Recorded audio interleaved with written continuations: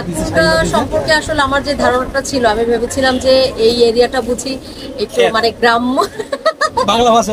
Honda motorcycle যারা কিনেছেন তারা শুধু না, ঠাকুরগাঁবাসীর জন্য আমরা আয়োজন করেছি সজল, বিখ্যাত সজল ব্যান্ড সঙ্গীত।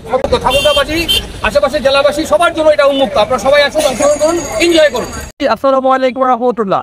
আপনাদের হোন্ডা উৎসবে আমাদের সবাইকে আমন্ত্রণ। এখানে শুধু হোন্ডা মোটরসাইকেল যারা কিনেছে তারা শুধু না, ঠাকুরগাঁবাসীর জন্য আমরা আয়োজন করেছি সজল, বিখ্যাত সজল ব্যান্ড সঙ্গীত। অনুষ্ঠিত হবে সজল, অনুষ্ঠিত হচ্ছে ডিজে, বিভিন্ন ইভেন্ট অনুষ্ঠিত হচ্ছে। এখানে 50টির অধিক লাকি কুপনের ড্র আছে এবং সর্বোচ্চ কুপনের ড্র হচ্ছে হোন্ডা 125cc SP 125 একটি মোটরসাইকেল। ও এই ফুটেজটি আপনারা কেউ হাতছাড়া করিয়েন না। ঠাকুরগাঁ বড় মাঠে চলে আসুন, বিকেল 3টার পরে আমাদের ইভেন্ট আবার শুরু হবে ইনশাআল্লাহ। আসসালামু আলাইকুম। একটা বিষয় দেখলাম, আমাদের ঠাকুরগাঁ বাইরে আমরা 3-4 জেলা আশেপাশে সবাইকে ইনভাইট করছে। এটা যে কেউ আসে, যে কেউ যাদের 18 বছরের উপরে বয়স তারা যে কেউ এখানে অংশগ্রহণ করতে পারবেন।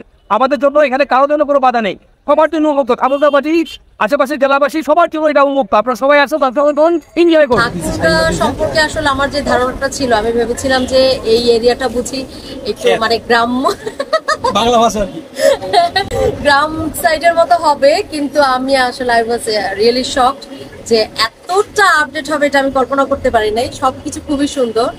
আর সবচেয়ে বড় কথা, আমি আরো শকড হয়েছি যখন আমি যে হোটেলটাতে ছিলাম, এই হোটেলের ডেকোরেশন, এনভায়রনমেন্ট সবকিছু দেখে।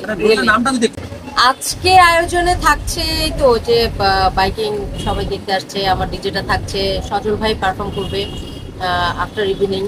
তো আপনার কেমন লাগছে? ওভারঅল এক্সিলেন্ট, এক কথায় খুবই ভালো। Thank you.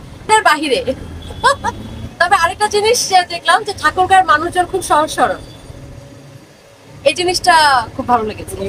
অত ক্রিটিক্যাল না, ঢাকা শহরের মানুষের মতো এত ক্রিটিক্যাল না। শহর